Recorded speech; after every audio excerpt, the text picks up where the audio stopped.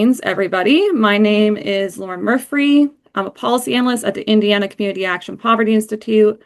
The Institute is a program of the Indiana Community Action Association. There are 22 community action associations or agencies in the state of Indiana that provide programs and services to help people achieve financial well-being. Some of these include insurance navigation services and medical debt relief.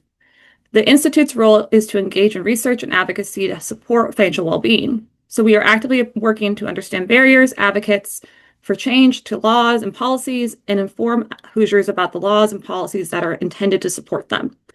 So welcome to our Medical Debt Know Your Rights training. This is an hour-and-a-half training. We will be recording it and then put it up on our website later if you have any questions you want to look at again, or anyone else needs to review the information. And at the end, we'll have about 30 minutes for questions, and that will not be recorded.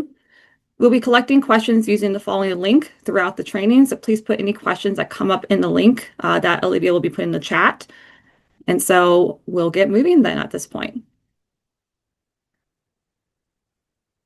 I'm going to minimize you a little bit more here. There you go. The project that is supported by a grant from Health Foundation of LaPorte. To create this training, we started by talking to Hoosiers, mainly in LaPorte County, about their challenges when dealing with medical bills. What they share with us in interviews helped guide what we selected as a topic for our trainings today and materials. Previous research we have conducted on medical debt in Indiana in 2022 also inspired efforts to alleviate or eliminate the burden of medical debt at local and state levels. This work is aimed at providing the community with targeted information on how to protect themselves and respond to medical debt. So with that in mind, to help ensure that our training is helpful, we have a quick survey to assess how well we helped you today in learning about your rights, how to prevent and respond to recover from medical debt. Please take a few minutes and complete the survey while we go through some of these introductory slides at this time. So, some disclaimers at the front here. One of the first things to get out of the way is a quick disclaimer about this training. Information shared today is not medical or legal advice or representation.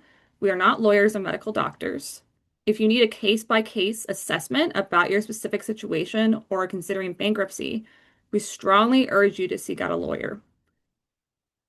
IndianaLegalHelp.org can help you find legal information or free/low-cost services. I also want to note you will see in some slides small numbers at the bottom of the text. Those are reference numbers that you can then refer to if you want to have further information on a topic or particular area we touched on.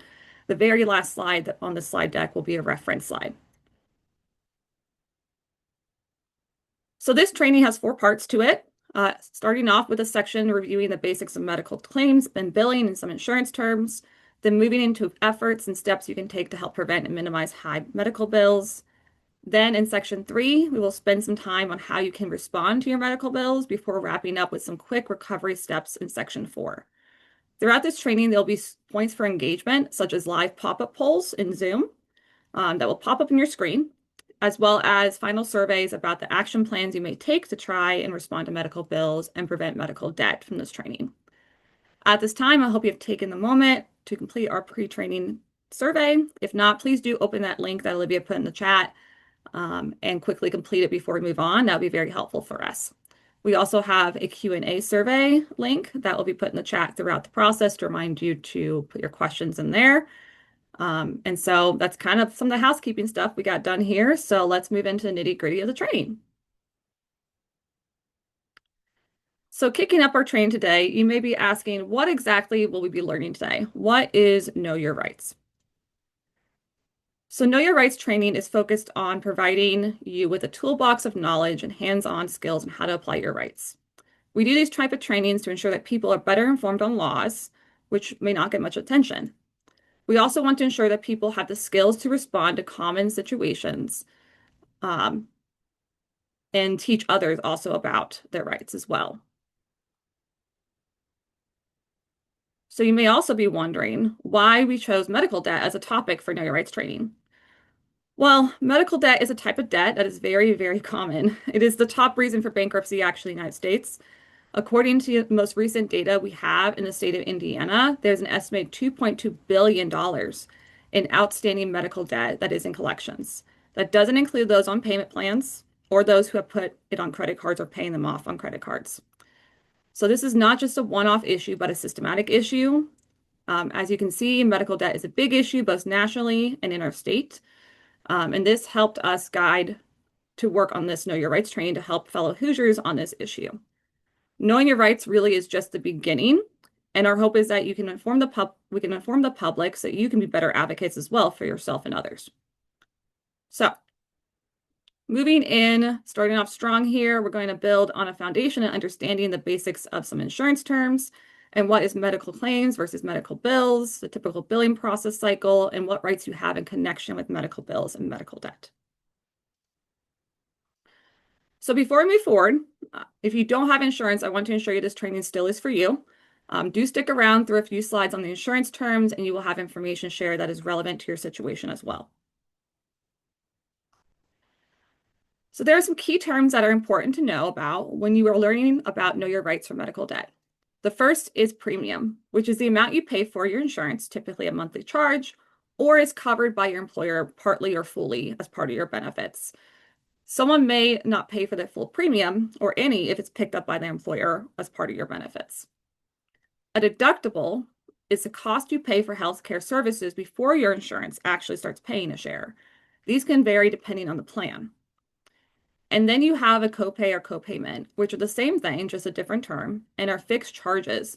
You pay for particular services. Commonly, these are primary care visits, urgent care, ER, office visits, specialists. These tend to not go towards your deductible copays and copayments, but will depend on your plan if they go to your out-of-pocket maximum. Other terms you should be aware of include in-network providers, which are providers that are in agreement with your insurance company to pay a particular rate for their services. The cost of these services tend to be less than out-of-network providers due to the agreement. Out-of-network providers are providers that are not in contract with your insurance company. These tend to have higher costs due to not being in negotiations with your insurance company. And one core document that you should pay attention to if you have insurance is your explanation of benefits, or EOB. You'll find that coming up a couple times today. This gives you a breakdown on how your medical claim was processed by your insurance, and we'll talk more in depth later about what's the difference between a medical claim and a medical bill. So there are just a few terms to know about if you have insurance here. In addition, which include coinsurance. Coinsurance is the portion you pay for a healthcare service to a provider when your deductible is met. These can range depending on your plan, but tend to be between 0 to 20% if the provider is in network, but can be significantly higher if they are out of network. An out-of-pocket maximum is the most you will pay for services covered in your insurance plan within a year. Your payments for premiums do not go towards this maximum. If you hit both your deductible and out-of-pocket maximum for a year, then services that are within your plan are 100% covered. Now, it is not expected that you will be able to easily or fully recall all these terms. So feel free to use this recorded training that will be posted up to come back and review these terms. But this is just to ensure that you have some general lay of the land on some terms that we may come up with again, over and over again, that might come up during this training. So we wanted to make sure that you had that general lay of the land before we moved forward. If they do come up further in the training, I will try to explain them briefly to you to refresh your memory. Moving forward, we're going to touch on what a typical billing process looks like and what is the difference between a medical claim versus a medical bill. So when considering medical billing, an important note is to keep in mind is that they can work on different billing cycles. Some work on same day of service, some are on 30, 60, 90-day cycles. So it's important to ask what their billing cycle is to be better informed of their internal processing of medical claims. Billing can also be variable in how they structure charges, in particular in medical situations. Some may have all the charges under one bill or a consolidated bill, while other facilities could have separate billing where the provider charges separate from the actual facility, such as a clinic or hospital. Be sure to ask the provider of all the facilities that you go to so you're prepared and aware how they will send their bills. When talking about billing, you can think of it like an arrow. So we're going to look at this high-level overview of what a billing process could look like from left to right. On the far left-hand side, first you have the service, care, or treatment you receive. That's done. Then you move across the arrow, you find your provider will submit a medical claim. to your insurance if you do have insurance to get reimbursed for the services. After that, if you have insurance, you would get an explanation of benefits in the mail that would tell you how much your insurance will pay for the service. And finally, then you will receive a medical bill in the mail. If you don't have insurance, this middle process here will be skipped, and that bill would just be sent directly to you or given to you at the time of service. The instances of on-the-spot billing, in my personal experience, tend to occur in dental offices, but can happen in other facilities as well. So today, for the first part we're going to review here, is when providers submit a medical claim. So after you've obtained a service or treatment of care, this is the point when a medical claim is put into your insurance. Medical claims are what is sent to your insurance from a provider requesting reimbursement for treatment, care, or services. The claim will tell the insurance company what the care the provider gave, apologies, what the provider says you received as care or treatment, and then what they're charging. That is sent to your insurance. The next step is the explanation of benefits if you have insurance. This shows you what was covered by your insurance or not in the medical claim. So these usually have details on things such as the location you obtained care, procedure done, and other information that can be helpful to confirm you received that care being charged. If you haven't received any explanation of benefit within 30 days, it's best to contact your insurance to see where it is. These can be very important to hold on to, so you can compare what they say they charged you versus your final bill. So if your provider sent this claim to your medical insurance and you get an explanation of benefits at the next step, what is being claimed as being charged, and then you get the final bill later on, comparing those. So don't throw those away and crumple them up. So here's an example of what an explanation of benefits could look like. Every insurance has a different structure, but this is one potential way that they can be presented. So you can see on the left-hand side here, the circle in orange is the doctor's charges or what they place as a medical claim to your insurance. Then if you move over, there's a final claim. If you move over in the green circle is the discounts or the agreed upon with your insurance and provider what they will take off for being in network. Then you will have the final claim amount your insurance is being asked to pay by the provider, taking into account that discount. And in the red is the amount paid by the insurance company. And finally, on the far right-hand side is the charge you owe.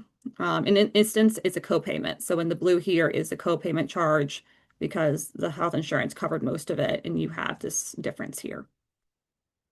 So you can see that also highlighted here for this insurance. Here's another example of how this could look in the instance of a dental insurance explanation of benefits. The insurance explanation of benefits actually breaks down the details of each line and what it means, which is very nice here. But once again, you have in the yellow how much was claimed or billed, and then the discount agreed upon by the provider and your insurance in green. Then in red, you have what your plan will cover here.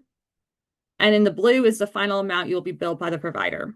So you can see how explanation benefits can be very helpful to look at, as well as to catch early on any potential issues with insurance coverage if they're stating that they cover less than you expected from your plan. The next process in this cycle is the final bill that is sent to you, which is your medical bill. So a bill is the final process charge. This can turn into medical debt if you do not make payments or pay the charges. An example of medical bill is on the next slide, and I'll be going over that briefly here. So this is an example of a medical bill for a dental service. You will typically have the provider's name somewhere in the document. In this example here, it's on the upper left-hand side.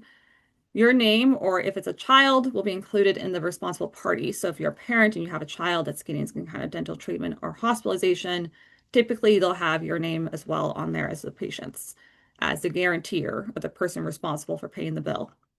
Some bills will provide details on description of services and the charges listed, as you can see in the example, but oftentimes medical bills will not be broken down to this detail unless a follow-up is requested is made for an itemized bill. In these cases, you will want to request an itemized bill, which we will go over in section 3 on how to do that and some scripts. The medical bill will also have a final bill cost for you, which is hidden here, apologies, at the very bottom typically. on the lower right-hand side in a lot of the bills I've seen. They're typically over here.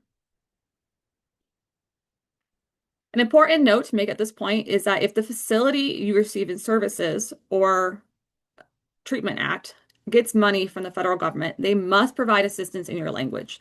This could include translation of important documents such as bills, an interpreter. If you do need these services or someone you know in your family, make sure they're aware of this. If you have issues accessing language services, you can file a complaint. The numbers are here, and there's various ways that you can file those.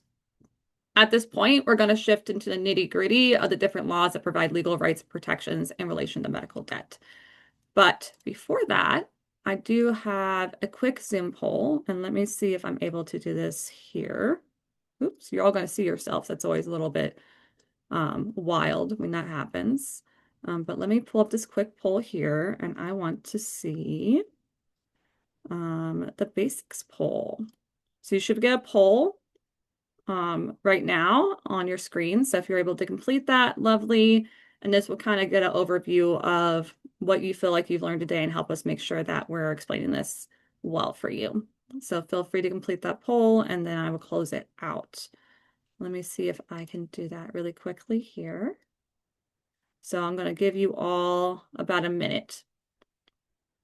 So for people who are unable to pull up the poll for any reason, it will be asking you what is a premium and then what is the correct order for the typical billing process. So we'll give it about a minute and then you can take a break. You can take a sip of water, try to absorb what we talked about for a moment. I'm going to take a sip of water myself.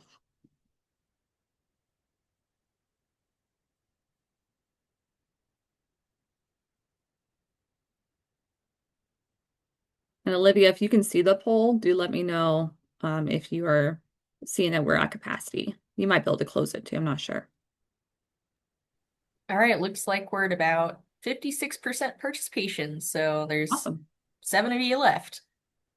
All right, we'll give it another second or so. And then I think you might be able to close it out, Olivia. Are you able to do that? Yes, I can handle that. Awesome. Perfect. I might ask you to pull the polls up then so that I don't pop up on my screen when I'm recording. So we'll give another 20 seconds or so, and then we'll close it out. And that will help us also make sure that you all are getting some information. Hopefully it's useful today.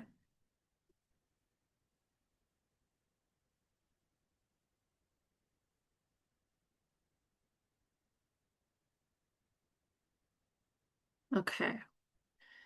Feeling like we're good, Olivia? All right, Awesome. results shared. Results share. Look at that. Okay, perfect. Looks like a lot of people got that one, a little bit here, and we have some layout of perfect. Awesome. Okay, it looks like you all are getting a good idea. I will share the results too in case you have questions. And let me close that. But hopefully I'll help you also test yourself, see what you know. It also helps us to make sure that we are explaining this clearly and if there's spots that people are getting stuck on. So, all right, we're going to move over into some legal protections today. So legal protections we will be reviewing briefly today will be the Affordable Care Act Preventative Care Protections, No Surprises Act, and the Fair Debt Collection Practices. So the first law we'll be reviewing is the preventative care coverage required under the ACA for insurance companies. Again, if you don't have insurance, do hang on with us. A number of these laws will still have protections for you. In particular, the other two we will be covering. This law may also help you understand some of the possible benefits of insurance coverage. So again, the typical billing process here, the protections that we're touching on with the ACA really focus on this area when services and treatment are received. So you may be wondering, what does the ACA preventative care provision do? Well, this law requires that insurance plans must provide a comprehensive range of preventative services when done by a provider in your network. In function, what this means is if you have insurance coverage, you should have easier access to preventative services such as vaccines, counseling, cancer screenings, to name a few, as well as others that are not listed here. So this is not a comprehensive list. You can find those online. These services should be provided without requiring a copayment, even if your deductible isn't met. So you may be wondering what other protections exist with the ACA preventative care provision. So I'll touch on that briefly.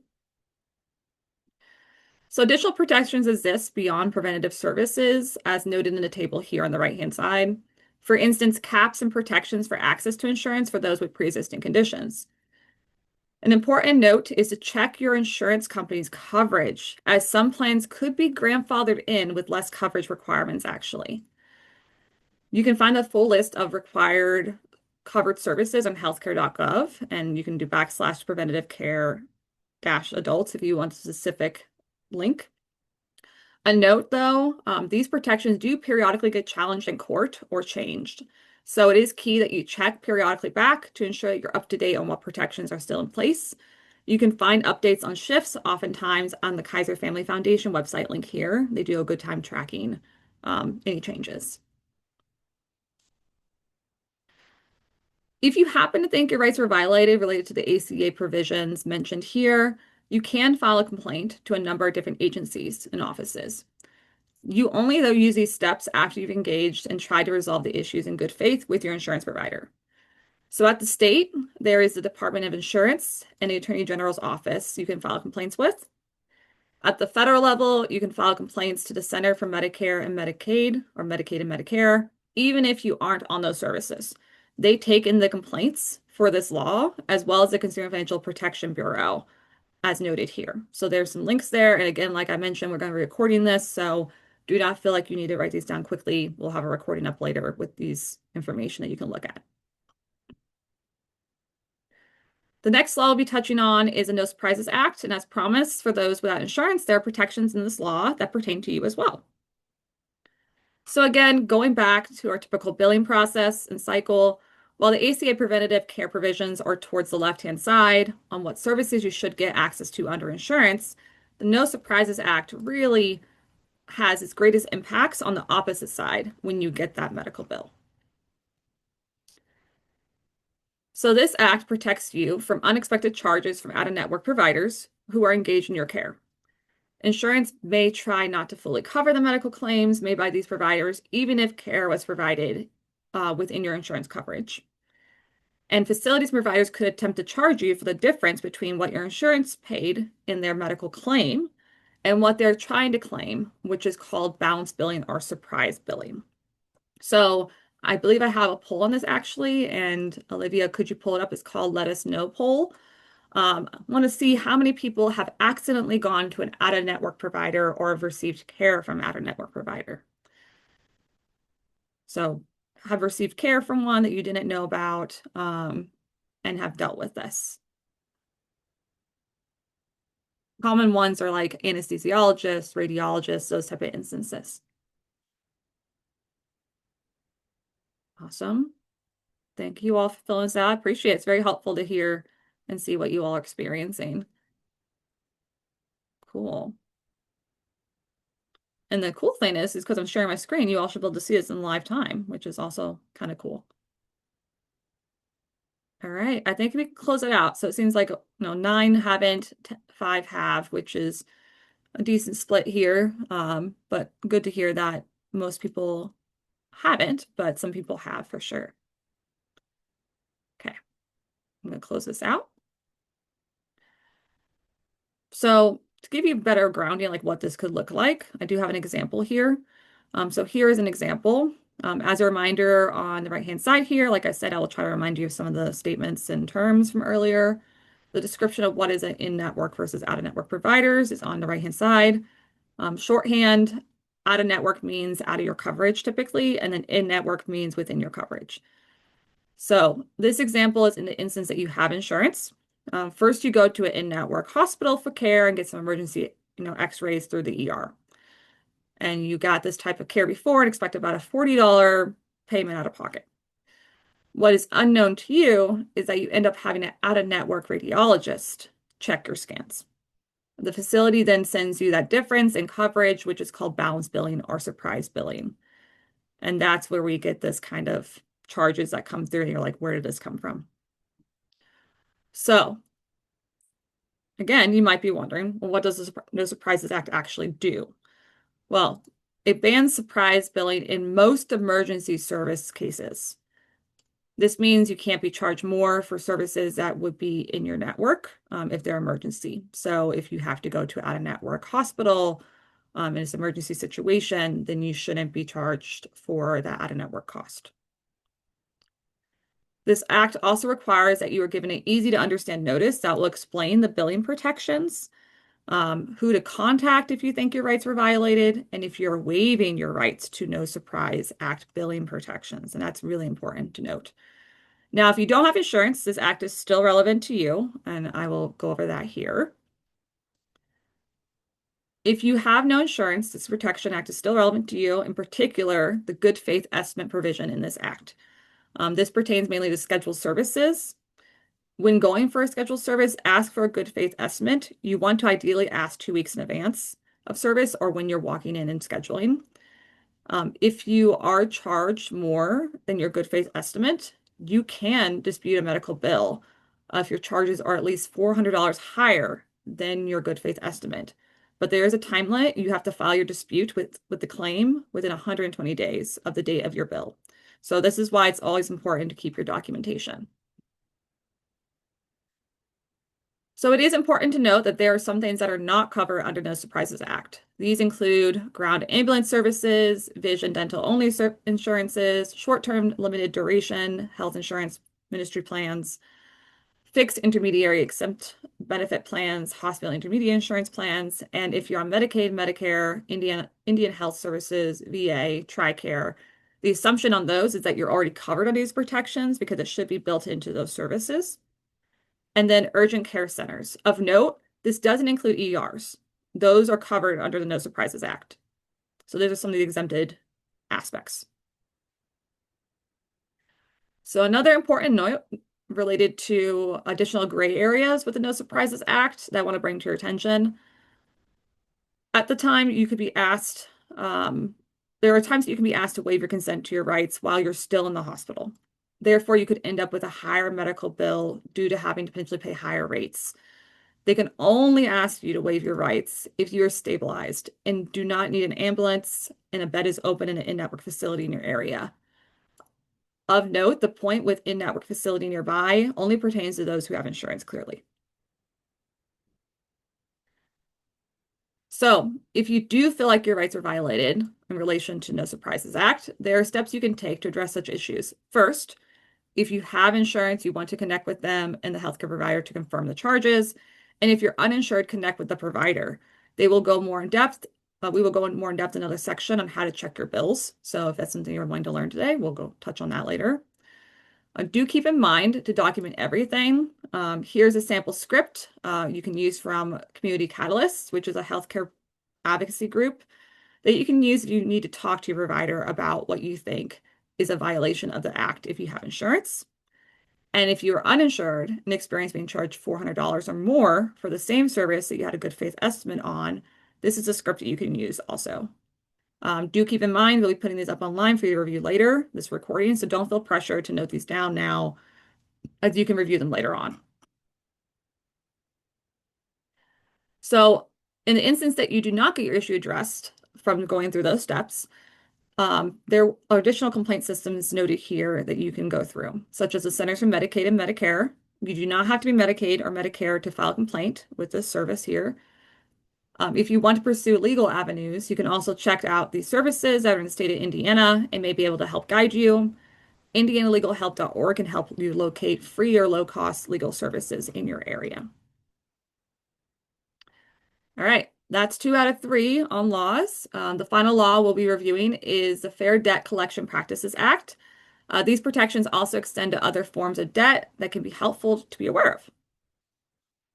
So again, going back to that billing process, these protections in the Fair Debt Collection Practices Act would go into effect when you had bills sent to collections. So let's say they're undue medical bills that end up going to collections, or you were unable to pay them. This law prevents consumers from having unfair and abusive deceptive practices being used on them to collect debt. This includes a number of things such as the debt collector misrepresenting the data or the debt that you owe, claiming that they are an attorney when they are not, and threatening you that they will do illegal things they are not allowed to or things they have no intention to do. So some examples of this will be on the next slide here.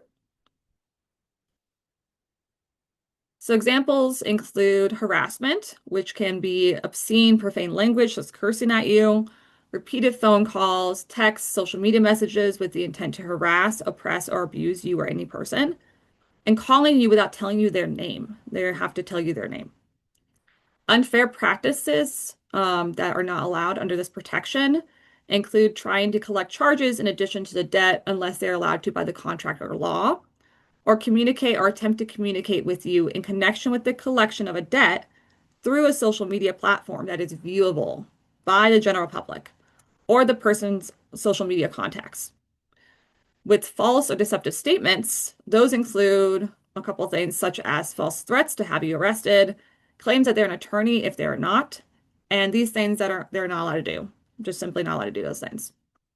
Although it is important to note that you do not want to avoid contact or communication with a debt collector. If you do have debt, they can still pursue it, even if you don't communicate with them. And they could take you to court without you knowing, and if you don't have any communication with them. So, like with everything, when you do engage, document and keep record of every single engagement. In relation to this protection, if you think your rights were violated, if you had unfair practices, harassment, or abuse from a debt collector, you can pursue legal action, but only within a year of the offense. This is also why it's important to record, document every engagement. Here's a link to a resource for finding lawyers to pursue these type of cases. You can also file a complaint with the Attorney General in the state of Indiana. You can file one with the Consumer Protections Bureau as well and the Federal Trade Commission. So here's some links there for that. So I know that was a lot, but now that you know your protections that you're related to medical debt, billing cycles, and some of the basic terms for the first section, we will be building on this information further with some steps you can take in the next section to try and prevent expensive medical healthcare costs, as well as going through how to review medical bill and other tools and strategies in the training today. So do stick around. We do have some really nice hands-on things that you can learn. But first, let's do a quick poll to see if you recall these key points we will continue forward on today. So this is the Know Your Rights, the KYR poll, Olivia. So do let me know if you have any trouble.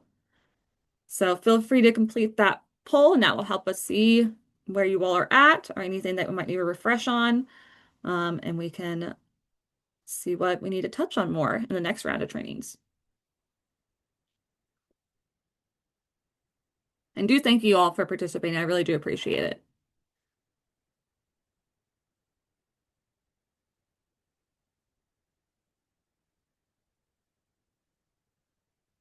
Awesome. Looking good here. I'm going to minimize this.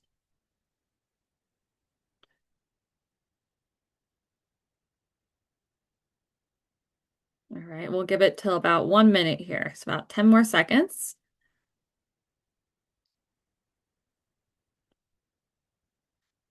And it looks like a good amount of people got a solid understanding. You're correct. A debt collector is not allowed to use profane language when engaging with you on your debt.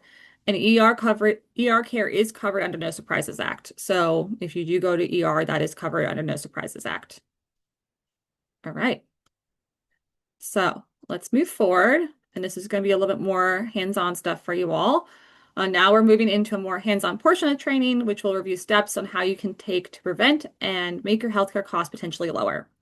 So again, I know I keep going back to this arrow, but it's kind of easiest way to kind of visualize things. We'll be using this graphic to show you where these efforts are best used. In this section, we'll be going over what you can do before a healthcare service or treatment is needed. So these are things you can prepare for. A quick note here is that there are some variations with these steps if you have insurance or not.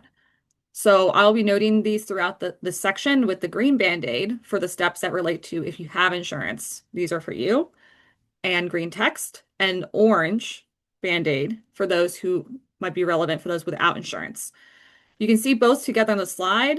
If they were both on one slide together and not separated, that means that that topic or that slide is for you. And I'll reiterate that and make sure it's clear when I get to those slides.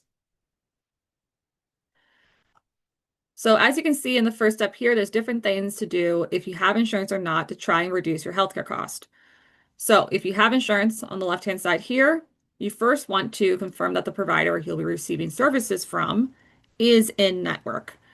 And you also want to determine if the healthcare need is covered by your plan. This could be done by calling your insurance, asking them how much your portion of cost would be. You do want to document and get written confirmation or rejection of any coverage throughout this whole process. Keep in mind that insurance is typically not held to what they state in these calls for preemptively preparing for a treatment, but it's still important to document for your records. Now, if you are without insurance on the right-hand side here, then it may be helpful if you have the financial means to attempt to get insurance coverage, as obtaining insurance might greatly reduce your potential for medical debt.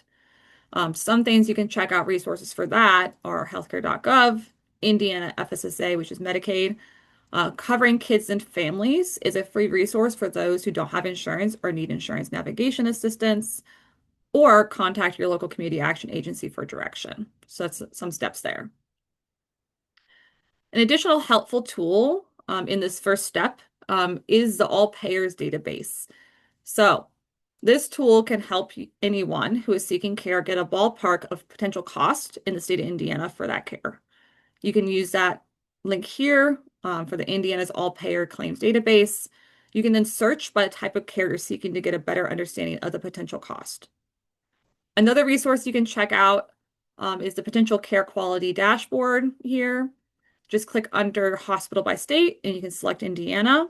This can help you assess the potential quality of care a facility may have that you're seeking to get care from. And that's some direction there as well. All right, so the next step is confirming medical need of treatment plan.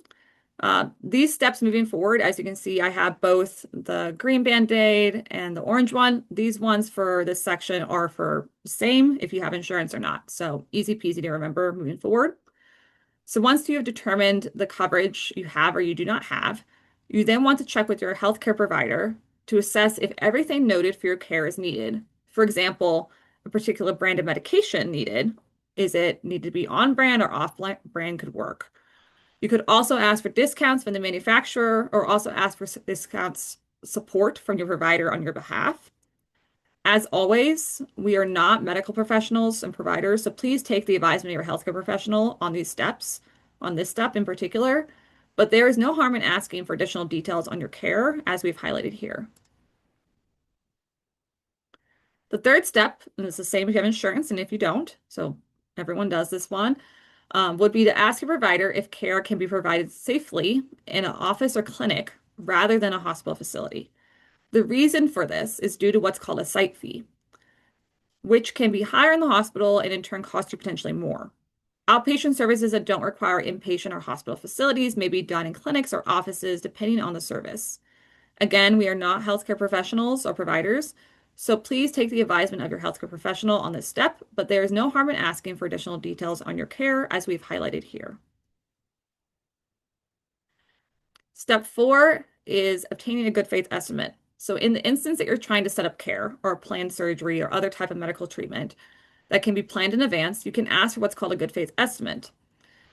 This term may sound familiar as we touched on it in the No Surprises Act, so do review section 1 on this recording if you want a refresher on the details of this act. Getting a good faith estimate can help you get an idea of the cost as well as ensuring, if you have insurance, what your coverage may be for that service. If you are uninsured in particular, this can be very helpful, as again, there are protections for disputing charges if you are going over $400 of that good faith estimate for the same services that you were quoted.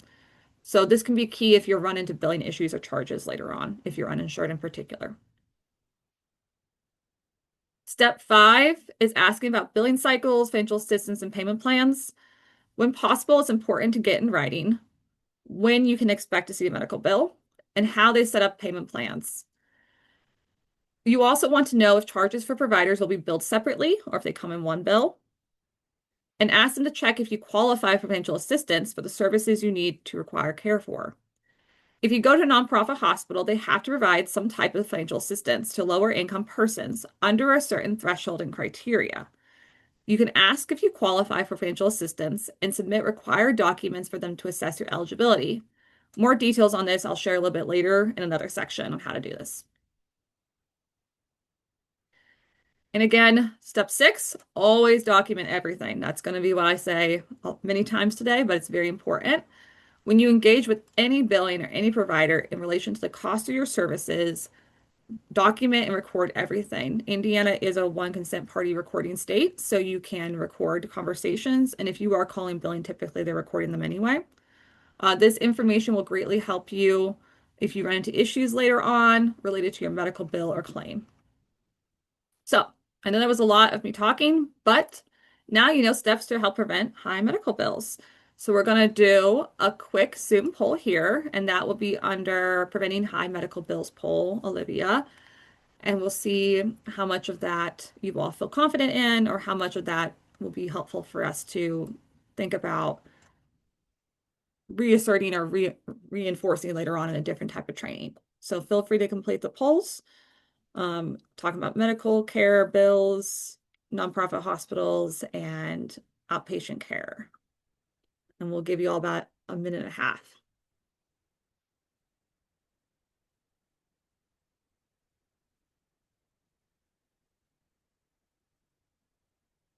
And this gives me a moment to take a sip of my water. I apologize. A little hoarse right now.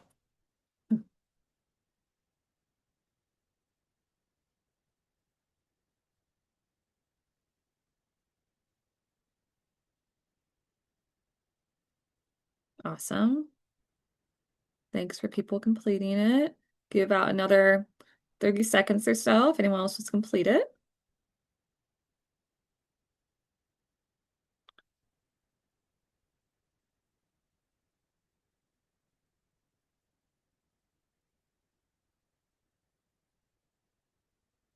All right.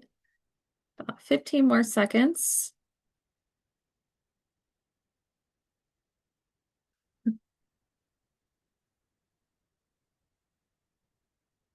All right. 5 seconds if you haven't done it. It's your time to do it. And then we'll close the poll. So, can charges for medical care come in multiple bills? Yep, you're correct. They can come in multiple bills. And if you've had medical debt or any kind of bills, you've probably experienced that. Do nonprofit hospitals have to provide some form of financial assistance to those at particular income thresholds? Yes, this is a tax requirement for nonprofit hospitals, so they do have to. It can vary by hospital, so do keep that in mind, and we'll touch on that a little bit later. Getting planned outpatient care could be less expensive in a hospital than in a clinic. No, yes, it's very likely that it will be more expensive often in a hospital if it is an outpatient care that you can. So that was a little bit of a trick question. But good job, y'all. You did a good job. All right. So moving forward, if you're keeping track of the sections, there's only 4 sections. We're in the 3rd section, so we're almost there. Now this section will be going over what you can do when you get a medical bill. So if you've been waiting for that, we're going to touch on that today. Medical bills are what can turn into medical debt. So going back again to the chart, we'll be focusing on the second portion of the process. This is when you are responding to medical bills that could turn into medical debt. So one acronym you can remember when responding to medical bills is FARMER. When we're in Indiana, so we all can remember FARMER. This acronym I made to help you recall the steps to respond to your medical bills. We'll be going through the first 3 steps first, which is first F, find your bills and track them. A, ask for an itemized bill. And then R, review charges. So I'll be going through each of those first. So before we move forward, I do want to ensure that everyone has access to the tracking sheets we've created. These are posted on our page, and Olivia will be putting the link to the page on there. You just scroll all the way down. And you can find different tracking lists for if you have insurance and if you don't that we created for you. This can be helpful when you're detailing and dealing with multiple doctors and providers and trying to keep track of your bills, disputes, or attempts at seeking financial assistance, as well as noting when you made payments on those charges. Be sure to use the link that is in the chat or save it for later. We're going to walk through some of that today on how to use the template to keep track of your medical bills. So the very first step, which is the F in FARMER, is to first gather all your bills. These could be paper, online, virtual. Be sure to save all your communications in a central area and note them in the template. An important note, multiple doctors may send different bills depending on if they send one consolidated bill or charge separately. So always do that prep at the start and know how they will send their bills. If you can't find your bills, contact the provider, ask them to send them the bill to your address or your email, and confirm when you can expect that bill to be received. Mark it on your calendar or note on the calendar and tracking sheet that we've offered for you. So here's is a template, or one of the templates, the first one.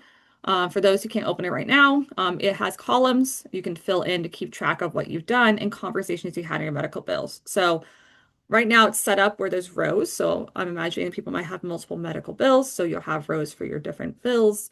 And then you will have the date of the bill was received. So when did you actually get in your hand, in your mailbox or in the email? The date on the bill for the healthcare service. So when they're saying that you had that care, the facility name or provider name who's charging this claim, description of service. So what was they're claiming that they're charging you for, total amount the provider is claiming to your insurance. So if you had insurance, you'll have these two columns here. If you don't have insurance, you might not have these on yours. The amount your insurance is saying they're covering, and then the amount they're saying that you're responsible for or is your bill. So that's how you can put that in a tracking sheet. Step 2 is the A in Farmer, and it's asking for an itemized bill. If you get a bill, but it doesn't break down into detail what was charged, follow up and ask for an itemized bill. You will need some information from your medical bill to request this, including your invoice number, which is typically at the top of the bill, and contact information for the billing department. So be sure to have that. And if you're unsure what to say when you're calling the billing department, we made some scripts for you on how to ask for this. As a reminder, be sure to record your conversation. First, you want to make contact. Here you were saying, hey, I received a bill, what the date it was, and what you're requesting. And I highlighted in yellow the things that you would have to change. So this is, hi, I received a bill from XYZ provider for a healthcare service on XYZ date indicated on the bill. I'm calling as I would like to receive an itemized and detailed breakdown of my bill. The next stop in the script would be to then have them confirm that the itemized bill you're requesting will have all the charges that you have, including the facility and provider's charges. So stating very clearly, could you confirm the itemized bill will include all the provider and facility charges for my care? Then the next part you're going to want to say explicitly is asking, when can you expect an itemized bill and if they need your address? So if you're doing a physical address or email address, depending on the format that you want to get the information. I always suggest to get a physical copy because that can be a little bit easier going through. And finally, you want to ask for your bill to be held while you wait to check your itemized bill. Now, they do not have to do this, but some will if you're acting in good faith and kind of being preemptive about your bills. Note if they state they will hold the bill, confirm in any billing portal that none of your bills are still gathering debt or time during that hold period. So the third step in Farmer, so the first R, is to review charges. Once you receive an itemized bill, look for charges that can't be legally collected. These can include costs for healthcare that you never received, amounts that are inflated beyond legal limits, considering like the No Surprises Act, looking back at that, charges for a service that's more expensive than the one that you received, bills that were already paid for by you or by your insurance or handled through financial assistance or charity care programs, and details that suggest the bill is incorrect, such as wrong dates, medications or procedures, or duplications. So here's an example of an itemized bill from an inpatient hospital visit. So you can see the service dates on the left-hand side here in red, then the medical codes in the next column. Then you will see the full service description here. This is what you want to read fully in depth, this area here in purple. The additional columns to the right go through the quantity, which could be important for procedures to ensure you didn't get charged, for example, 3 CAT scans when you only received 1. And then you'll have a column that has a specific line cost. So saying that this costs this specifically. So that's what an itemized bill will look like typically. So now we're back to our word farmer, but working through the MER part here at the end. You then want to make sure your charges are valid. Errors or issues with the bill that you're contacting billing for dispute and responding and revisiting your bills. So the aim of Farmer is to make sure charges are valid. This includes checking fully your bill that's itemized and reading through each description. When you come across something you don't recognize, highlight it to bring up to the billing department. Be sure to look across all descriptions, checking for any conflicting descriptions, such as stating that you got a particular service, but then later noting the opposite was done. In the instance that you have insurance, the green text here is an additional step for you. So if you have insurance, you should have an explanation of benefits. So be sure to check the charges against that document to ensure your insurance was processed correctly for that bill. Step 5 is the E, the last E in Farmer, which is errors or issues with bill, contact billing for dispute. If you do happen to find an issue with a bill, have materials ready to go, such as the areas you highlighted as having issues on your itemized bill. Be calm in a quiet space. Be prepared that it's going to take some time, probably at least 1 to 2 hours. Note down key points from the conversation, including names of the person you spoke to, department, date, time, what they said in your tracking sheet, which is number 2. So there's 3 tracking sheets. The second one, you'll want to be putting this information in. If you end up disputing the charges, ask for your bill to be held from collections while being disputed. Ensure this includes all charges, such as the hospital and facility costs, as well as individual providers. Sometimes these get separated. You may want to have individual engagement with the provider's office for those to hold their bills if they're charging separately. So if you are not getting things held all together by one entity, you may have to contact each of those providers to ask them to hold the bill. So here is that second template for tracking when you're reviewing your medical bills. As with every conversation, be sure to put the information in your tracking sheet. Here's one I've mocked up an example. So again, this row here is going to correspond or connect to what your row is in your first template. And so the idea is that you'll be moving through template 1, 2, 3. So you want to, if you have insurance, do you have an explanation of benefits, noting that down, and there's more guidance on that template. Did you request an itemized bill? Noting down if you did, when you did it.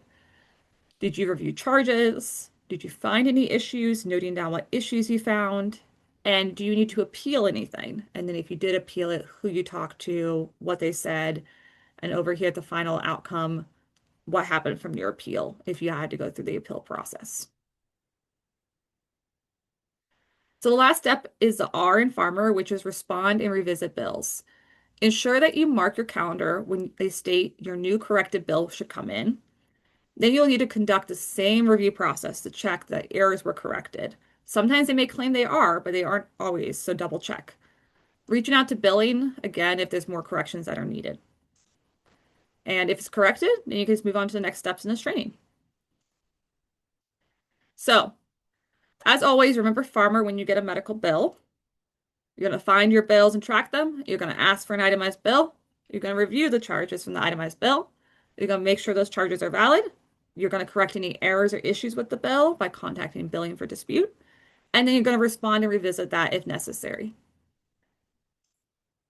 Now, let's say your bill is correct or corrected, but it's still too expensive. What can you do then?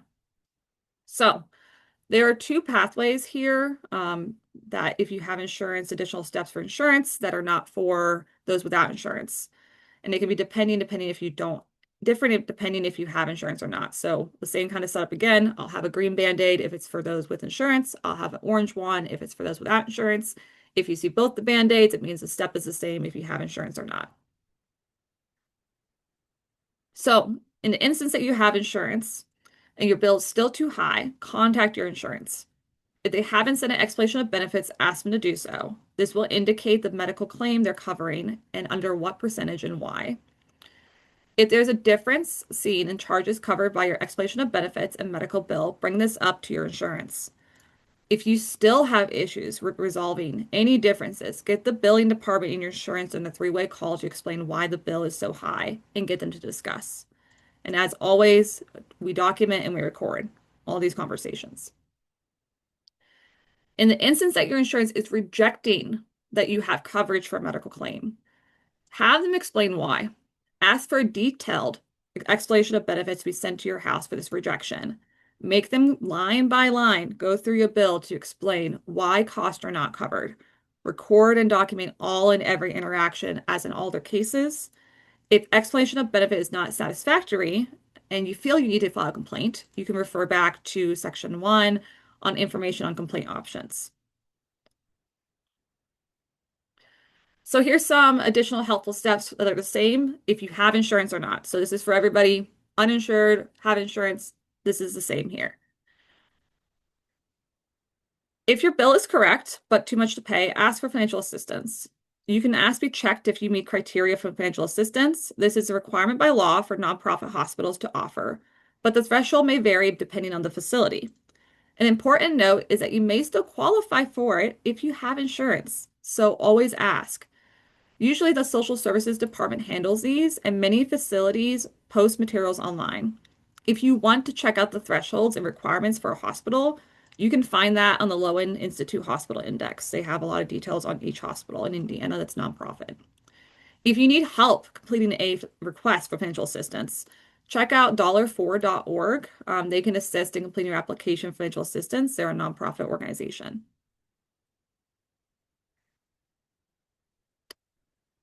Another step you can take here is a script to follow up after you submitted financial assistance information, but I have not heard back. So here is a script that's actually from $4. If you've gotten a rejection, you also can check out for more guidance on how to deal with a rejection from dollar4.org. Again, they're also a nonprofit that works on helping people with these issues. They have a lot of detailed information on how to appeal if you have been rejected financial assistance from a hospital that's nonprofit. Another step you can take if you're unable to get financial assistance is to ask for a discount on your medical bill if you make a lump sum payment, if that's financially responsible for you. So ideally, ask for a high percentage off and work down. You can also request that they have a range for discounts. If they agree to a discount on your medical bill for a lump sum payment, ensure you get this discount in writing 100% of the time and sent to you in your hands before conducting that payment.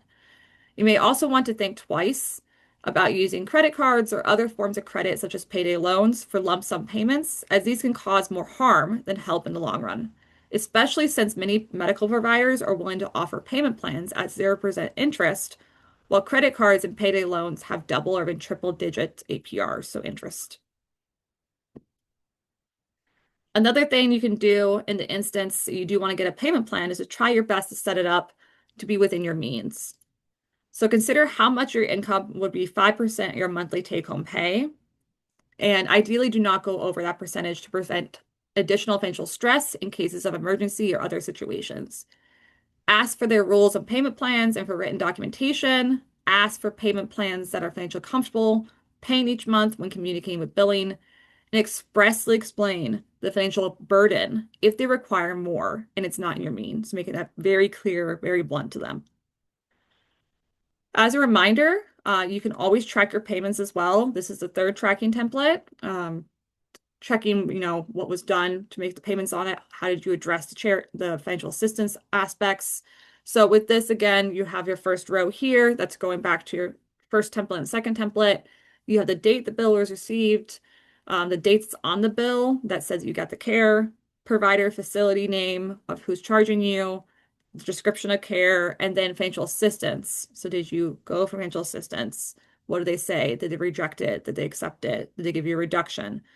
What is the total corrected amount that they're like, okay, we're going to give you this, or this is what you have. And then when you made those payments, it's always good to have a second documentation of that, even if you have it documented on a medical portal, for example. So another quick poll here, we're responding to medical debt bills poll. I know Olivia will pull up shortly here. So these are some questions to see what you've learned from this portion of the training related to how to respond to medical bills when they come in your hand in the mail. So I'll give you all a minute and a half for that, and we'll see if there's anything that we should touch on again. And we're on the third out of four, y'all, so we're almost there. The last section is one of the shorter ones.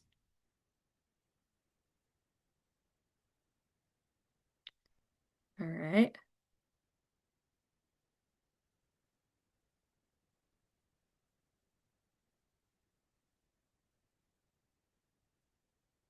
About a minute or so left.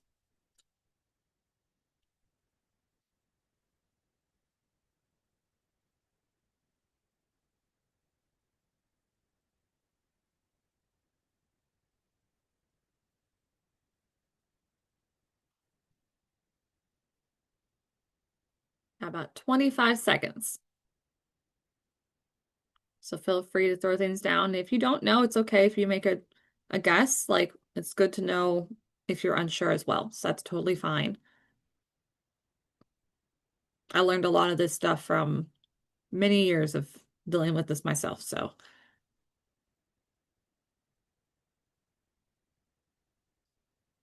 all right, we're going to close the poll. At this time, it looks like everyone's got them. So what does the F in farmer acronym stand for? Find your bills. Yep. The very first thing you got to do. What is an itemized bill? Breaks down the medical services and treatments you received with their specific cost. Yes, that's correct. So awesome. Good job, people. All right. So we are now in the home stretch here. We're now dealing with medical debt recovery section. Um, Dealing with medical debt and bills can be extremely exhausting. So we want to leave you with some recovery steps you can take forward to help protect your financial well-being, as well as general health throughout this process. So I know I keep saying this, but first off, save all your documentation. Even if you've resolved your medical debt case, it's a good idea to hang on to all the documentation, your recordings, the papers, everything. This ensures that if your debt is wrongfully sold to collections after you paid it off, you have evidence to dispute it. Holding on to documentation can also help you teach others in your community how to navigate medical debt if they go through the same struggles. You will also want to check on your credit score periodically, as medical debt, like any other types, can still linger on your credit report up to 7 years. Experian, Equifax, TransUnion all have year-long grace periods before medical debt appears on your credit report. But these grace periods are voluntary for these organizations. Therefore, it's important to always check and confirm that you're not expecting medical debt on your report for a year. Voluntary choices can always change, so these voluntary grace periods can always change. You're entitled to one free credit report yearly from the top 3 credit reporting agencies. You can stagger those reports, which is a suggestion, so you can monitor your credit more regularly throughout the year. And you can use this to check if your credit score is being impacted by medical debt or is not being impacted by your medical debt. If you are at the point financially where you are overwhelmed by medical bills, unable to make payments, even if they're low, can't access any assistance or relief programs or supports, bankruptcy could be a way to manage debt and protect your assets. Do not feel shame if you end up making this decision. This is the most common form of bankruptcy in the United States is medical debt. Connect with a lawyer to talk more in depth about your particular cases. If you're looking into this, there are 2 resources in our state here. Indiana Legal Services and Pro Bono Indiana are ones that you could reach out to. And last but not least, take care of yourself. The process of disputing medical debt can be very exhausting. Be sure to engage in rest and restoration. Set boundaries for time away from the process. Even an hour can help make some mental space. Help overcome social stigma by discussing with family and friends. Medical debt is not uncommon. It's something not to be ashamed about, of experiencing. Many people experience this. And do seek out professional help if you're mentally struggling. Lastly, remember that no one asks for medical debt, but we can empower ourselves with these skills and others by sharing our stories and the tools you've learned today. Together, we can make a better future and ensure we all have the medical care we need without the fear of debt. So at this time, please do take our post-training survey if you can to help us learn more about what was most helpful to you today and learn how we can improve our training. And just in case it's of interest of anyone watching this recording, here are the references that we use throughout the training that are the little numbers at the end of some of the slides. Thank you for watching.